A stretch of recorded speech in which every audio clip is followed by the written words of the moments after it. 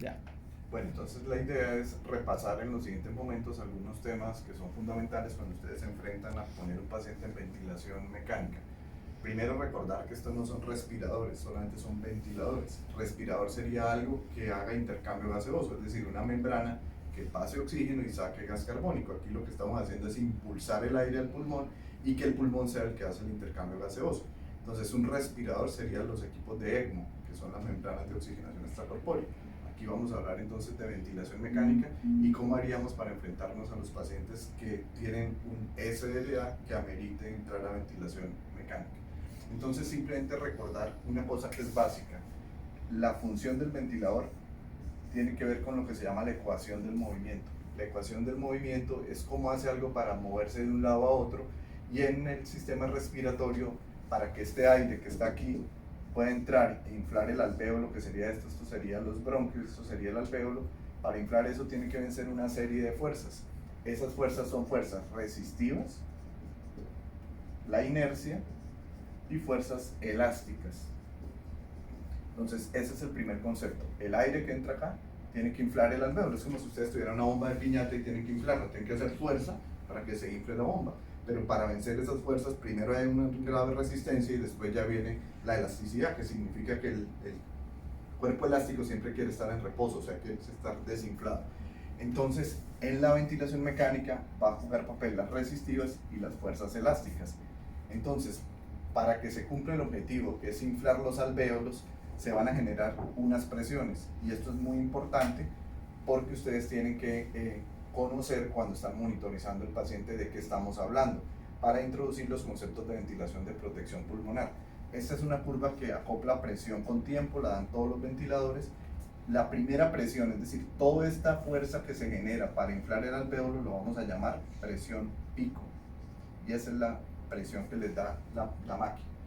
Si ustedes, cuando ya entró todo el aire al alvéolo, todo el aire entró aquí al alvéolo, cierran la entrada del aire y cierran la salida del aire, van a tener el alvéolo totalmente inflado y él va a querer volver a su posición de reposo, es decir, a desinflarse. Y esa presión es esto, o sea, los alvéolos están tratando de sacar el aire, y eso es lo que vamos a llamar la presión de retroceso elástico, que la vamos a ver en el ventilador así, ya esto lo vamos a llamar meseta. ¿Por qué es muy importante esto? Porque la primera cosa que tenemos que hacer cuando ponemos en ventilación mecánica es nunca tener presiones de meseta mayores a 30 centímetros de agua. Entonces, ese es el primer concepto que deben tener claro. Entonces, la presión de meseta nunca debe ser mayor de 30 centímetros para que no se dañe el pulmón con el ventilador. Después viene la fase expiratoria, o sea, hasta aquí todo es inspiración. Después viene la fase expiratoria, y si ponemos una presión aquí al final de la expiración, es decir, que no dejamos que esta presión caiga aquí en cero o atmosférica. En términos generales, cuando nosotros respiramos y sacamos todo el aire, la presión del tórax queda igual a la presión atmosférica. Entonces, cuando ponemos una resistencia para que no caiga la presión a cero, a esto es lo que vamos a llamar PIP, presión pulmonar al final de la expiración. Eso es la PIP, presión positiva al final de la expiración. Entonces, dos conceptos o tres aquí claros. Primero, la presión pico, que es la máxima presión que se genera para que entre el aire al pulmón.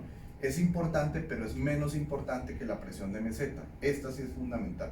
Entonces, la presión de meseta sirve para no dañar nuestro alvéolo, o sea, es un límite que debemos tener para no dañar el alvéolo. Y el PIP, que es la presión al final de la expiración, es muy importante esa presión positiva. Quiere decir que cuando termina la expiración no se iguala a la atmosférica, sino queda por encima de la atmosférica. ¿Y esto para qué nos sirve? En términos prácticos, para mejorar la oxigenación. ¿Por qué? Porque lo que busca es mantener los alvéolos abiertos. Cuando nosotros inspiramos se abre el alvéolo, cuando expiramos los alvéolos tienden a cerrarse. Aquí lo que nos interesa es que todo el tiempo, tanto en inspiración como en expiración, estén los alvéolos abiertos. Eso es lo que nos interesa. ¿Por qué? Porque si ustedes tienen una bomba de piñata y la tienen que inflar, al principio les cuesta un poquito de trabajo, pero después ya es más fácil. Entonces, en términos generales, el PIP me preoxigena, me preabre alvéolos y me mantiene para garantizar un adecuado intercambio, digamos, gaseoso.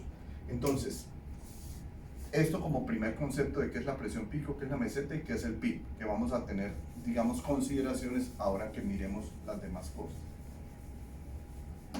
¿Por qué entra un paciente a ventilación mecánica? Porque está en una insuficiencia respiratoria aguda. Si está en una insuficiencia respiratoria aguda, primero lo intentamos manejar con oxígeno. Si el oxígeno no es suficiente, pues ponemos una máscara de no reinhalación. Si eso no es suficiente, tenemos dos alternativas: oxígeno de alto flujo o ventilación no invasiva.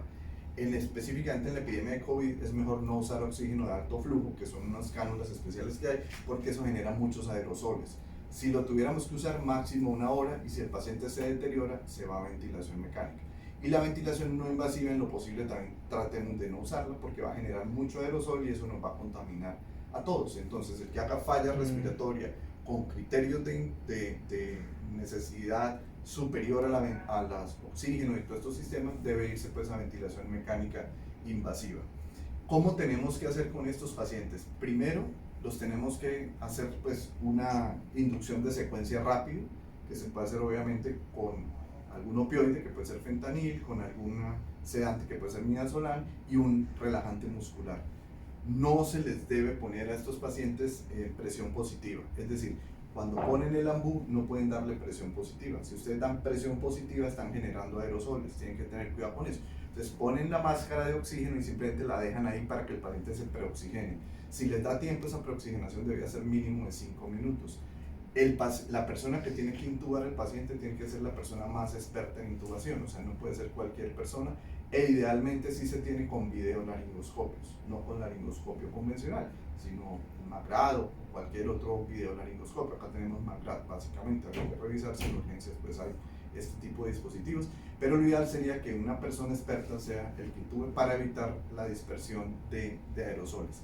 La otra consideración que deben tener: una vez intuben al paciente, antes de que le den la presión positiva, inflen el neumotaponador. Una vez inflado el neumotaponador, lo conectan al ventilador, y en el ventilador ahí sí ya empiezan a darle pues los parámetros ventilatorios que necesiten. Si ustedes empiezan a darle presión positiva sin el neumotaponador, se van a generar aerosoles, y lo que queremos evitar es contaminarnos pues nosotros mismos. Entonces, una intubación con secuencia rápida, no dar presión positiva en lo posible. Una vez esté bien relajado el paciente, ahí sí lo intuban, lo preoxigenan, básicamente simplemente con la máscara de oxígeno. Pero nuevamente les insisto, no dar presión positiva, y cuando ya empieza la presión positiva, simplemente lo que deben hacer, tener cuidado es haber inflado el neumotaponador. Eso quedó entendido, ¿cierto? Y en lo posible, ojalá que lo intube a alguien que sea experto, un anestesiólogo, eventualmente alguien de la UCI, etcétera, pero debería ser un experto en eso, idealmente con videolaringoscopios. Los ventiladores, en términos generales, entonces lo que hacen es introducir aire a presión en los alvéolos. Simplemente es como una especie de ambú que bota ese aire a presión en los alvéolos. ¿Quién hace el intercambio gaseoso? Pues la membrana alvéolo capilar. ¿Qué buscamos? Optimizar la oxigenación y optimizar la ventilación. Es decir, tratar de tener un buen nivel de oxígeno y tratar de tener un buen nivel de CO2.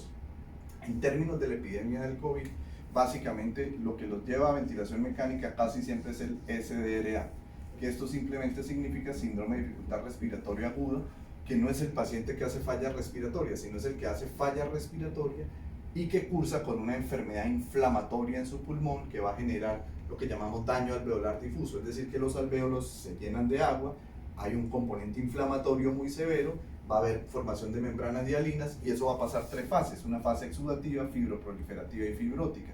Entonces, si los alvéolos se llenan de agua, como sería lo que pasa, y se inflaman, vamos a tener esto: zonas del pulmón que no ventilan, pero que sí perfunden. Es decir, la sangre que viene acá a oxigenarse saldría del pulmón sin oxigenarse. Ya esto lo vamos a llamar cortocircuitos. También porque se pueden producir fenómenos capilares también, es decir, se van a formar microtrombos en todos los capilares. Vamos a tener también zonas del pulmón que ventilan, pero que no perfunden, y a esto lo vamos a llamar espacio muerto. Y esto todo lo vamos a llamar alteración de la relación ventilación-perfusión. Entonces, quiere decir que no va a oxigenar bien el paciente porque sus alvéolos están llenos, o porque hay capilares que no están sirviendo para el intercambio gaseoso de sus alvéolos. Eso se va a manifestar como que el paciente va a requerir mucho oxígeno para mantener una adecuada saturación de oxígeno. ¿Cuál sería nuestro objetivo terapéutico cuando ustedes ponen oxígeno? El objetivo terapéutico es lograr que la saturación arterial esté idealmente mayor al 90%. Ese es el objetivo terapéutico. ¿Cuánto oxígeno pongo? La mínima cantidad con la que llegue a 90%. Repasamos nuevamente. Si el paciente tiene varias opciones: cánula nasal, Venturi, tienen la no reinhalación, alto flujo y de pronto la ventilación mecánica no invasiva, y finalmente ventilación mecánica invasiva. Eso serían las cosas que tiene. Ya dijimos que en COVID, en lo posible, no usar alto flujo y no usar ventilación mecánica no invasiva en lo posible. Objetivo, tener el 90%. Pero cuando tenemos el paciente con SRA, el objetivo es tenerlo al menos de 88% hacia arriba.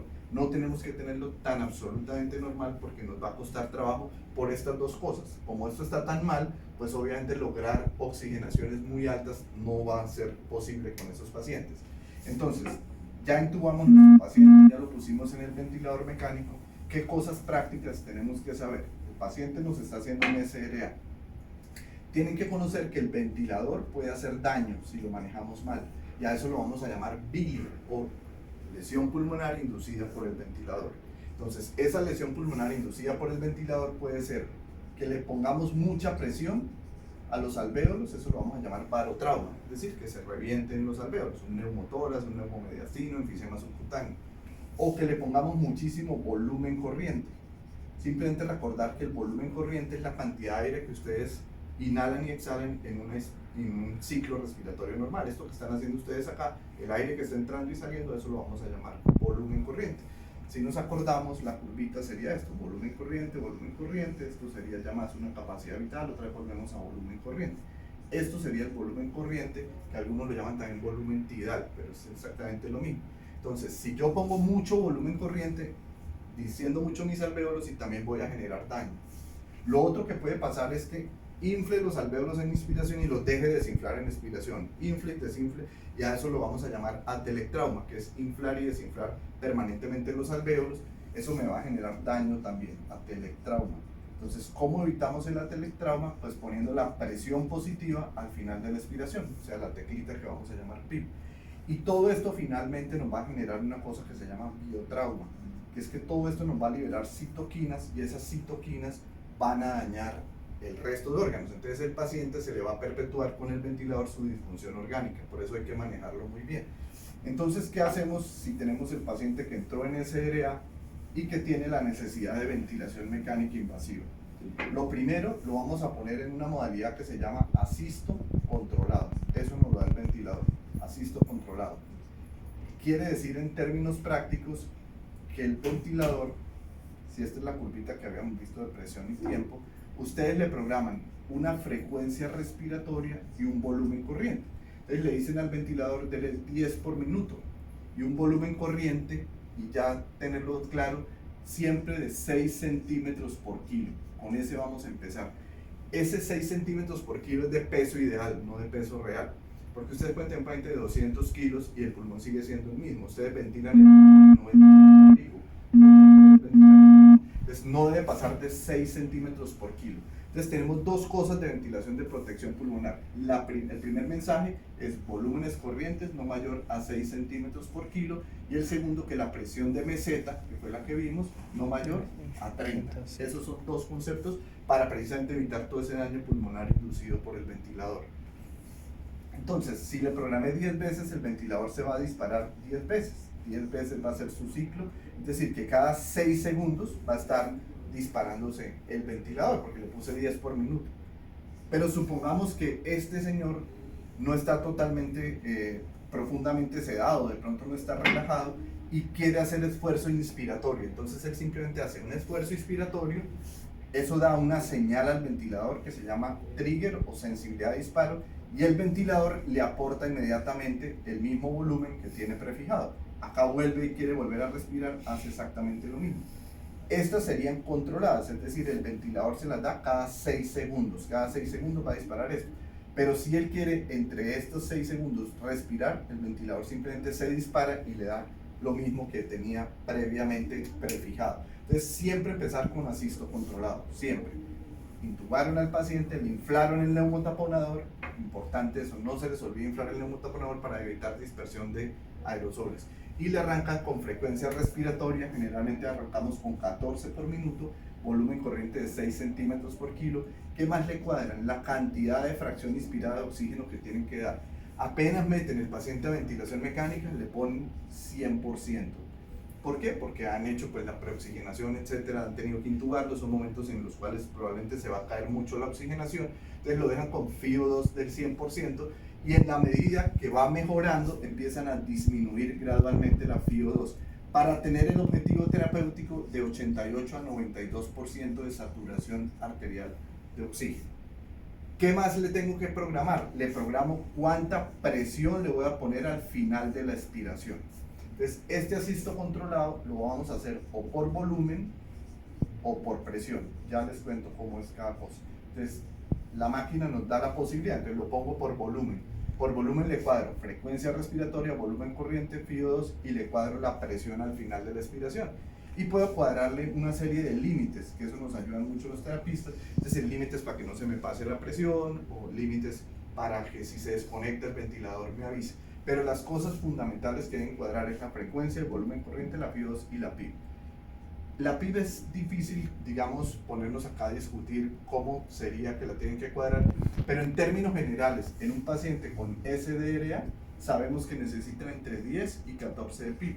Entonces empiécenle con 10. Ya después el especialista que venga a ver el paciente mirará si puede subir o no la PIB. Recordemos lo que hablábamos del concepto de la PIB, es la presión que queda por encima al final de la expiración. O sea, que no llega a cero, no llega a la atmosférica, sino que queda por encima de la presión atmosférica, que busca mantener reclutados o abiertos los alvéolos. Esto sería como la parte básica que ustedes deberían mirar en ese ventilador. ¿Qué van a monitorizar entonces? Muy importante que al poner estos parámetros la presión de meseta no esté por encima de 30. Ahora después les enseño cómo se mira eso en un ventilador. Y otra cosa muy importante que se llama la driving pressure o presión de conducción o presión motriz. Esa presión motriz o presión de conducción, que es otro tercer concepto de daño pulmonar inducido por el ventilador, es esto. Dijimos que esta era la presión pico, esta la presión de meseta y este sería el pico. Entonces, la diferencia que existe entre esta meseta y el PIB la vamos a llamar presión de conducción o driving pressure o presión motriz, PD. Esta diferencia nunca debe ser mayor de 15. Es decir, si tengo aquí 30, acá debería ser 15, por decir algo. Es decir, la resta entre la presión meseta y la PIB nunca debe ser mayor de 15. Cuando es mayor de 15, esa presión es la que me está distendiendo el alvéolo y me daña el alvéolo, es decir, me genera lesión pulmonar inducida por el ventilador. Entonces, tercer concepto básico de ventilación de protección pulmonar, ponemos presión de meseta no mayor de 30 y driving pressure que no sea mayor de 15. Pusimos nuestro paciente, lleva un tiempo, no logramos metas de oxigenación, metas de 88-92%, miramos los gases arteriales y evaluamos la índice respiratorio que usamos es PAFI. Hablamos que el SRA puede ser leve cuando la PAFI está de 201 a 300, moderado cuando la PAFI está de 101 a 101 a 199 y hablamos de severo cuando está menor de 100. Eso es básicamente como catalogamos la severidad del SRA. Pero en términos prácticos, esta PAFI simplemente coge la presión arterial de oxígeno, dividirla sobre la FiO2 que le estamos dando. Entonces, por ejemplo, si tiene 80 de PaO2 y tiene 50% de FiO2, lo dividimos por 0.5. ¿Sí? O sea, en fracción lo hacemos. Si es 25, pues 0.25, si es 30, pues 0.3. Esa, por ejemplo, en este caso nos daría 160, sería un SRA moderado. Si yo puse mis parámetros ventilatorios, ya le subí el PIB, voy en 14, tengo una FiO2 muy alta y el paciente tiene PAFI por debajo de 150, PAFI menor de 150, entonces tengo que hacer una estrategia de ventilación mecánica que se llama ventilación en prono. Es decir, volteo el paciente, lo pongo boca abajo, simplemente lo que busco es tratar de reclutar todos los alvéolos de esta zona dependiente para mejorar el gradiente de relación ventilación-perfusión. Esto quedó absolutamente probado en un estudio que se llama PROSEVA, que al pronar pacientes en las primeras 48 horas de SDRA, si yo prono el paciente cuando tienen la PAFI menor de 150, voy a disminuir la mortalidad de 32 a 16%. El estudio se llama PROSEVA, fue hecho en Francia, pero tiene que tener una condición, que lo dejo pronado mínimo 16 horas al día. O sea, si lo volteo, no lo puedo volver a voltear en las siguientes 16 horas. Entonces, puse mis parámetros ventilatorios, el paciente sigue mal, lo proné. Adicionalmente, si veo que el paciente está haciendo mucho esfuerzo respiratorio, intento sedarle un poco más. vamos a intentar sedar la mayor parte de los pacientes. Aquí nuestro protocolo institucional es con midazolam y la analgesia la hacemos con fentanil. En términos generales, en la parte práctica, midazolam lo usamos entre 2 y 5 miligramos hora y el fentanil entre 50 y 150 microgramos hora. Eso es lo que usamos, para que tengan en la cabeza. Hay 1000 protocolos de sedación, pero tenemos que hacer esto práctico. Esto es lo que vamos a hacer con nuestros pacientes. Si necesitan una sedación más profunda, pues vamos subiendo esto. Pero supongan que el paciente está bien sedado y ustedes lo ven con todavía mucho esfuerzo respiratorio y peleando con el ventilador, o sea, con asincronía. Entonces la otra estrategia que nos queda es relajarlo. Entonces vamos a relajar al paciente. ¿Cómo lo relajamos? Le ponemos una bencilisoquinoleína, que es el cisatracurio. Hay diferentes dosis, pero le puedo decir la dosis que nosotros usamos acá. Le ponemos un bolo de 10 miligramos y seguimos con 10 miligramos hora de cisatracurio. Eso es lo que usamos. Esto quedó, digamos, validado en un estudio inicial que hizo un doctor que se llama Papazian, donde demostró que había impacto en mortalidad. Sin embargo, el año pasado, en mayo del año pasado, salió un estudio que se llama Estudio Petal, que no mostró realmente beneficio del relajante, pero sí se benefician los pacientes que están desacoplados con el ventilador y que tienen un impulso respiratorio muy alto. Es decir, que ustedes lo ven con un esfuerzo inspiratorio pues muy alto. Entonces, ¿qué tenemos hasta ahora en conclusión? Pusieron a su paciente en asisto controlado, la teclita del ventilador que diga asisto controlado. Podemos manejarlo con modalidad de volumen. Entonces lo que cuadramos es la frecuencia respiratoria, que es el número de veces que el ventilador le va a botar el volumen corriente.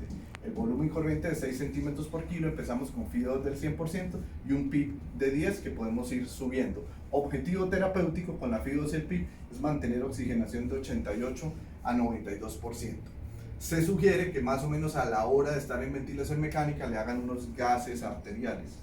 Y si los gases arteriales muestran que el paciente sigue hipercápnico, entonces lo que deben incrementar es la frecuencia respiratoria hasta un máximo de 30 por minuto. ¿Por qué? Porque la hipercapnia indica que está hipoventilado ese paciente. Como estamos usando volúmenes corrientes bajos, yo necesito mejorar el volumen minuto. ¿Qué es el volumen minuto? Las veces que respiro por la cantidad que estoy respirando, es decir, el volumen corriente por la frecuencia respiratoria. Entonces aumentan la teclita de 14, van ajustándola para tener una PCO2, ojalá lo más cercano a lo normal, o si no pueden lo normal, permitir una CO2 siempre y cuando alta, siempre y cuando no me baje el pH a menos de 7.25. Entonces, hicimos esta estrategia y con eso logramos controlarlo, nos quedamos ahí quietos. Pero si el paciente sigue muy hipoxémico y tiene una PAFI por debajo de 150 y tenemos que usar mucha concentración de oxígeno, pues inmediatamente lo volteamos, hacemos la ventilación prono con el objetivo de tenerlo 16 horas pronado. Pero si adicionalmente lo veo que está respirando mal, que está muy desacoplado, etcétera, además de ajustar un poco los parámetros del ventilador, pues hago el relajante. Y eso es lo que podemos hacer con un SDRA. ¿Qué pasa entonces con el paciente que a pesar de todo esto que hicimos, no logramos los índices de oxigenación? Es decir, sigue muy desoxigenado el paciente, a pesar de todo lo que hemos hecho. Entonces nos queda una última alternativa, que es utilizar ECMO, que es oxigenación con membrana extracorpórea. Esto sí es realmente un respirador, porque vamos a sacar la sangre del paciente, la vamos a pasar por una máquina, se oxigena, se le saca el CO2 y vuelve otra vez al paciente. Son cánulas que se ponen por vía vascular. Para casos respiratorios lo vamos a usar veno-venoso, es decir, que el ECMO va a estar canulado 2 venas. Para soporte, digamos, cardiovascular, para un paciente choqueado, pues lo usaríamos arteriovenoso. ¿Cuándo vamos a mandar pacientes a ECMO? Entonces, cuando todas las estrategias anteriores no dieron resultado, nos queda la opción del ECMO y nos vamos a guiar por los criterios del estudio EOLIA. Entonces, ¿en qué pacientes mandaríamos? Cuando la PAFI está menor a 50 por más de 3 horas, siempre y cuando tenga una FiO2 mayor al 80% y un PIB mayor a 10. Es decir, que ya le intenté con las otras medidas oxigenar al paciente. No se logró. Si la PAFI está por debajo de 50 por 3 horas, sería a ECMO. O si la PAFI está menor a 80 por 6 horas, o si el pH es menor a 7.25 con una PCO2 mayor a 65, siempre y cuando tenga frecuencias respiratorias entre 30 y 35. Es decir, que ya agoté aumentarle la frecuencia respiratoria. Estas serían las indicaciones de ECMO, que no tenga contraindicaciones. Principalmente es que pueda sangrar, o sea, que me esté sangrando por algún lado, que esté coagulopático, porque el ECMO hay que poner anticoagulación al paciente y que sea un paciente recuperable. Si yo tengo un paciente de 90 años con múltiples comorbilidades que le dio el COVID y que hizo un SRA, pues no voy a llegar a esto. Pero si tengo un paciente de 30 años que es absolutamente sano, pues tengo que mirar esa parte. Esto es un recurso costoso, solo tenemos en la ciudad 10 máquinas de ECMO, las tienen en la cardiovascular y al día de hoy tienen 6 ocupadas, o sea, solo tendríamos 4 en caso de que llegáramos a necesitar esto. Entonces, esto con respecto a esta parte. La otra parte que me quedó corta fue el asisto controlado. Les dije que podían cuadrarlo por volumen o por presión. Si lo cuadran por presión, entonces tienen que cuadrar una presión alta y obviamente la PIB. Entonces, ya no ponen ahí la teclita de volumen corriente, sino cuadran la presión alta. En general empiecen en 15, 10 de PIB, y esta presión les debe generar un volumen corriente, ojalá lo más cercano a los 6 centímetros por kilo. ¿Qué más cuadrarían aquí? La frecuencia respiratoria y la FiO2. O sea, aquí no cuadran volumen corriente, sino la presión es la variable que ustedes están cuadrando, y con esa presión lo que quieren es que se genere una entrada de un volumen. En el otro yo sé cuánto volumen le estoy poniendo, pero no sé cuánta presión me va a generar. En esta sé cuánta presión le estoy metiendo al sistema, pero no sé qué volumen me va a generar. Entonces pongo inicialmente estas presiones para tratar de que esas presiones me den un volumen de 6. Supongamos que con esto no me dio 6 centímetros, sino me dio por ahí 200 de volumen corriente. Entonces subo un poquito más esta presión. O supongamos que con 15 me dio 900 de volumen corriente, que es mucho más paciente, pues bajo esa presión. Y eso es lo que yo creería que ustedes deben conocer de esta cosa. Vamos un segundito a la UCI y les muestro un equipo para que tengan idea. No sé